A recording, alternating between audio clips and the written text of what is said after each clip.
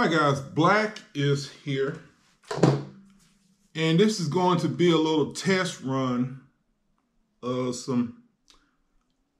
I bought me one of those round ring-like things, and you're supposed to be able to mount your camera inside the ring thing, but for whatever reason, apparently I'm not doing something right because I can't get the GoPro. I can get the GoPro tight, but when it's tight, it's not pointing straight at me. And I don't think it's pointing straight at me now. But anywho, I just woke up from a nightmare I was having about my old job at NEMA. And stuff I used to have to put up with, and people expected me to know things that I didn't know, okay? And what I mean, here's a good example. I had to go somewhere in Michigan. I can't remember where, but I had to go to Michigan. So I go to Michigan. First of all, I'm normally down south, Alabama, Mississippi, Louisiana, Florida. That's usually where I am. I don't too much go up north normally. So whatever reason, somebody was sick or whatever, they asked me to go up north to Michigan. Now I could drive in snow. Even though I'm from Atlanta, people think the people from Atlanta can't drive in snow or ice or whatever. A lot of us can. Some of us can anyway. Well, anyway, I went up to Michigan and I go to this company. It used to be a slew of problems, okay? You look at your paper and your invoice will say the company is open from 7:30 a.m. to 3:30 p.m., all right? So you figure, well, I don't want to get there at 3:30 because people getting ready to go home. And a lot of the companies were union, right? So union at 3:30, they go home, period. No matter if there's a freaking fire. Well, if it's a fire, they don't go home. But you get my point. When it's 3:30, it's time for them to go home. And a lot of them tell a lie. If they don't go home, they'll get in trouble or whatever, right? So you try to get there no later than 3 p.m., right? So I get to this company. Well, first of all, I had to go to a warehouse. And this used to get on my damn nerve. You go to a company, right? But before you go to the company, you had to go to a warehouse or vice versa. And the warehouse might be next door or it might be 100 miles away. Depends on it depends on the situation. I mean, there was one warehouse that was held over 150 miles away from the company. But anyway, I go to this warehouse and I unload some products, right? And I leave and I didn't think to ask the man, where was this particular company? Because I don't know, I just didn't think to ask. I leave and it's got the name of the company, right, on my paper. I see this mill right next door, right? Big ass facility to make paper. And I look at the name and the name is nothing like the name on my sheet, right? And you probably say, well, why don't you just use the address? A lot of times they don't have the address. It might just say International Paper, P.O. Box such and such in whatever the hell city it is. Sometimes it won't have the address, right? Sometimes. Why it don't have the address? I don't know. I'm just a dumbass driver. So anyway, I look next door and I see this company and the name is nothing like what's on my paper. And this particular time, I think it had an address, right? But I think the address like maybe, I don't know, 100 off. Like the warehouse might have been 315 and the mill might have been 215, right? Judah Avenue or something. I'm just, whatever. So I'm like, this ain't it. So I said, let me drive down a little further. I drive down a little further and there's like another mill, but it's got, I don't know what the hell it is. And I'm like, what the hell? So let me turn around. Find somewhere to park or whatever and call the company and see have they changed the name. Because a lot of times they would change the name of companies and they don't put it on the sheet. And then you ask them, why didn't you change the name of the sheet? And they'll say, well, they don't want us to change the name of the sheet on the paper. Well, how the hell am I supposed to know the place if you don't give me the damn name? Then they go, well, won't you just look at the address? Anywho, turns out they don't change the damn name of the company. Completely changed the name of the company. And it was the first company that was right next to the mill. To the warehouse. But guess what? I'm on some country ass road. I can't turn around. So I got to drive about, honestly, I'm not joking. And sometimes it will be 30 miles you have to drive before you can turn this big ass tractor trailer around. But this time I think I drove like 10 miles. Then I was able to turn around. Now, some of you probably say, well, Black, why didn't you plan your route? I would have called the mill and asked them where they were.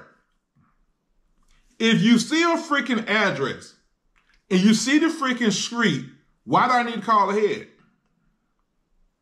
Anywho, I go down about 10 miles, I turn around, damn near get stuck in, because it's ice or snow or whatever, but I'm a good driver, so I'm able to turn around and not get stuck. I go back to the company, I go in, I unload the product, right? And I leave. I come back out. And I didn't notice the address, but it was the third place I had to go to.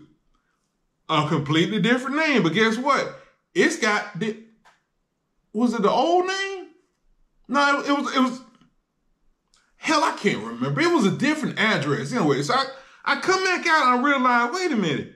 The address is only like maybe 25 number. Again, instead of 220, it was 225. And I'm like, wait a minute. This is a big ass company. Why the address is so tight? So when I get to the guard shack, I asked him, where is this address? And he looks at me like, I have no idea. Turns out they done misprinted the damn address. The address is the same. I think it had the old name of the company. I don't remember.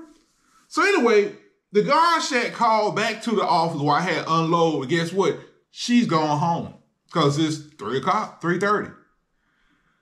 So he told me, well, let me find somebody else to get you to unload.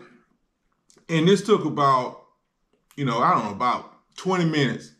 And he's wondering me like, why do you look at the address? And I'm like, man, I don't know. But it used to be it was all kind of crazy stuff used to happen. And, I used to ask them, sometime you get to a company and it'll say the company closed again at 3:30. You get there at 3 o'clock and the people are already gone home because guess what? They closed at 2:30. So you ask them, well, why the hell you call? Well, you can't blame the company. I called my company and asked them, why the hell have you changed the name? I don't know. The driver didn't let us know. There are times I've let them know, hey, you need to change the address, the time, closing time from 3:30 to 2:30, and they still won't change it. For whatever damn reason, won't change it. And then when they had a safety meetings or whatever the meetings or whatever, the officer try to pretend like it's the driver. Why don't you just call in and tell us to change your closing time? We do, but you don't. You won't. Because I guess it's too much trouble.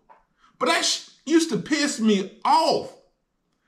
And now this is the driver's fault here, right? I drove over the road semi, tractor trailer, for 17 years before I got fired, okay? About 2-3 months before I get fired, I decided to buy a truck driver GPS because all that time, well, at first I was using just a map. I thought GPS was for stupid people. And I thought when you buy a GPS, you had to buy maps and this map and that map. And I thought you had to do stuff like that for it to work. Found out you didn't. That's another story. Anywho, so I forgot what I was going to say. Oh, yeah. So you will put in the address. Even when I bought a truck driver GPS, it still would. Okay, the way a truck driver GPS work and a car GPS, if you don't know, is trucks have different routes or different roads they can only drive on, right? If you drive on the wrong road, you can get a ticket. And a lot of more country ass towns, when they see a brother driving a pretty ass truck, oh, they want to write you a ticket, okay? They want to make sure you don't smell like weed or whatever.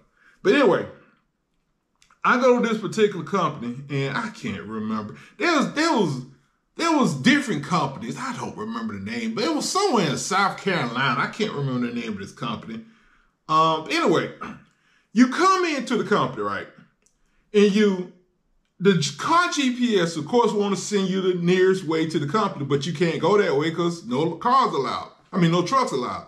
So you have to drive like, I'm not joking, you have to drive like 15 freaking miles till you get to some country ass road, then you make a left turn. And the whole time, you're going to see 15 roads that the GPS wants you to turn down, but all of them say no trucks, no trucks, no trucks, no trucks. So you drive 15 miles down the road, you see a road that you can turn on and it don't say no trucks.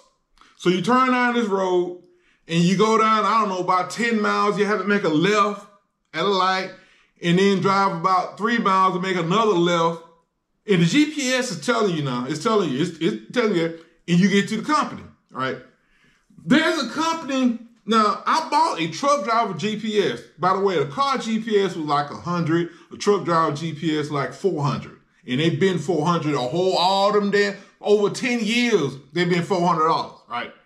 I'm waiting on the price to go down. They didn't go down. Anywho, so I get to the company. What I was going to say. I forgot what I was going to say. You get to the company and everything works out, right? Oh, I was going to say there's a company out in Georgia. I don't remember the name of it. I can't remember. It looked like it used to be a damn prison when you come into the damn place. Seriously, it looked like a freaking prison. But the place where you unload is to the right of this, what used to look like a prison. I mean, he's got a guard shack up in the air.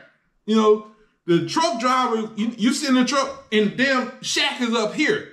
But anyway, I don't remember the name of Georgia. I don't remember. But anyway, so this place here, even with the truck driver GPS, it wants to take you through town, right? And I went to this company before with a car driver GPS, and I managed to get there because I just stayed off the roads and said no trucks, right? This time with the truck driver GPS, it still wants to take me down the road where it's no trucks. And I went down the road where it's no trucks. Because sometimes you go to companies and they say they built the company before they built the community. They built the community around the company. And sometimes you have to go through a neighborhood. Oh, that's another thing. You have to go through a neighborhood to get to the company. Literally. There's a place in South Carolina, like, I went past this place 5 times because it's down a little narrow ass road between 2 houses. But the company is down there and there's no other way to get there. But anyway, I go down this road and the sheriff sees me coming. He makes a U-turn and follow me through the downtown. And I end up having to turn to leave the town when I realized I can't turn down this particular road. Well, he followed me, and another truck driver told me that he was waiting on me to hit a curve with my trailer because he's going to pull me over. If you had hit a curve, he would have pulled you over. That's what this truck driver tells me. But I used to hate that. And sometimes it's kind of fun. Sometimes it's kind of an adventure or whatever. Other times it was freaking nerve-wracking, you know. And now out of driving 17 years. Now, remember this company fired me, said I was a reckless driver, right? I have no tickets, no violations, no wrecks. 17 years. Now, I did get a ticket, oh man, I don't know, about 5 years ago up in Virginia. I was going to a place called Lynchburg, Virginia. Nice thing, right? I don't remember the name of this road, but it's off of 81, right? And if you're familiar with that Lynchburg in 81, you know what I'm talking about. It's the road where there's no trucks, there's a bunch of tight ass turns. And I've been up that way probably 2 or 3 times before. Because it's like you drive 30 miles before you realize there's no trucks. And I'm like, why the hell don't you put this 30 miles ago? Why you waiting until I'm 30 miles in here to tell me no trucks? Well, anyway, I get up there, like the 3rd or 4th time I'm driving through there, the damn cop pulls me over, writes me a damn $300 and some ticket for being on a road that I wasn't supposed. It's not that it was overweight, it was the truck too long. Because, I mean, it is some tight, the curves are so damn tight, a lot of times you had to stop and let cars go by before you make a turn. That's how tight it was. Well, anyway, he write me his $300 some ticket, but it does not go on my record, my driving record. It's just a ticket. So it doesn't affect my driving record. That's the only ticket I ever got though. $300 and some. Oh, I did get another speeding ticket. I got a speeding ticket about 10 years ago. I'm not going to call the name of this town. It's in Alabama. And the reason I'm not going to call it because the people who helped me out, some guys worked there, helped me out with the ticket. I still had to pay $140, but let me tell you what happened. I'm leaving this town, and I've been going there for years. I'm talking about I've been going there for years. And this one particular day, when you leave the town, you know, the speed limit might be 30, then you go to 40, then you go to 45, and then you go to 55. Well, I picked up too much speed too soon, and I was doing, I think it was 58 and a 40. So here come this cop in a black Tahoe or whatever, turns around, middle of the road, pulls me over. He write me a ticket for doing 58 and a 40, right? So I get a ticket. The next time I go to the company, I tell the guys about I got a ticket, and they told me, yeah, he loved writing tickets to 13s. And I'm like, what? He loved writing tickets to 13. Some months later, he ended up getting fired because he wrote a ticket to a 13 that had some pull. And they found out that he had been writing tickets to nothing but 13s. That's all he write tickets to, 13s. And they ended up firing him. Now, I had a feeling that he was kind of, hated 13s, but I wasn't sure. I had no evidence, because he just had an attitude. We didn't argue about anything, but he just had this attitude. Well, anyway, they ended up firing him because, like I said, he wrote a ticket to the wrong 13. But anyway, what happened to my ticket was one of the guys worked at the company told me to go to the court and tell the lady his name, and she will, take the ticket off. Well, I get there, she tells me she's not going to put it on my record. She's just going to put it in a drawer or something. She just wanted me to pay $145, but she wasn't going to put it on my record because you're driving a semi and you get a damn ticket for doing 18 over, you get quite a few points. So anyway, she didn't do that. Well, another guy that worked at that same company told me, man, you should have gave her my name because she's mad with such and such. She likes me. She would have just thrown the ticket away. And I'm like, now you tells me. But anyway, that's all I got to say. There's some other stuff, but the video I think is long enough. And that's all I got to say. Having a question, come and leave it. Dre, y'all have a good day.